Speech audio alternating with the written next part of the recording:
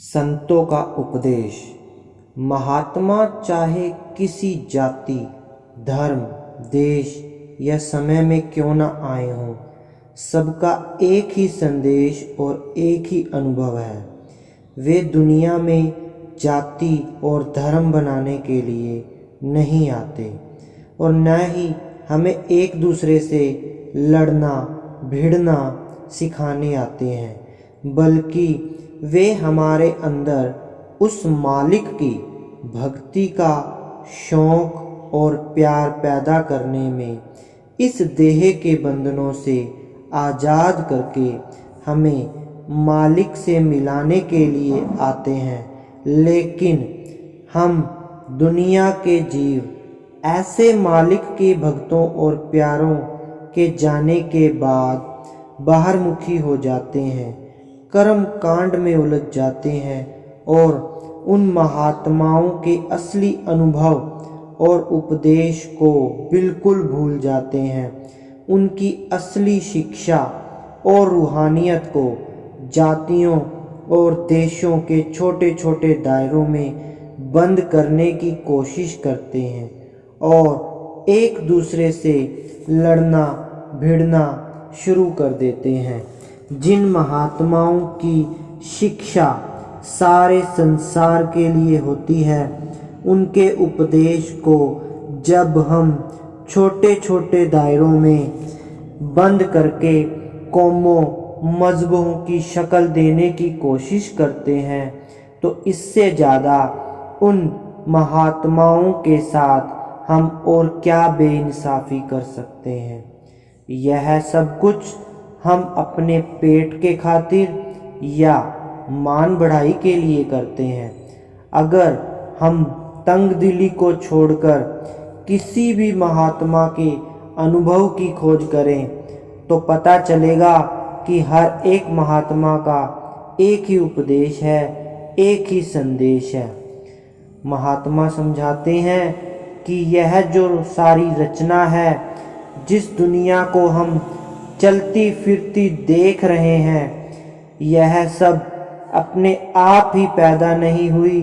इसकी रचना करने वाला कोई न कोई जरूर है। वह कौन है? वह एक परमात्मा है, जिसके हमने अनेकों ही नाम अपने प्रेम और प्यार में आकर रखे हैं। यह जो कुछ भी नज़र आ रहा है इस सृष्टि में, इसकी सबकी रचना उस एक परमात्मा ने की है। हमारी आत्मा उस परमात्मा की अंश है।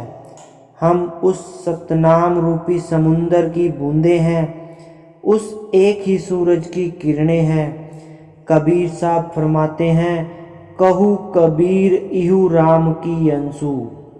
ऐसे ही तुलसी साहिब फरमाते हैं, चौथे महल पुरुष इक स्वामी, जीव अंश वही अंतर जामी।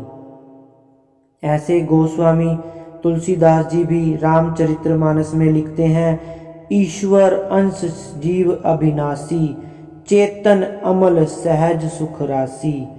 यह आत्मा उस एक राम या परमात्मा की अंश है।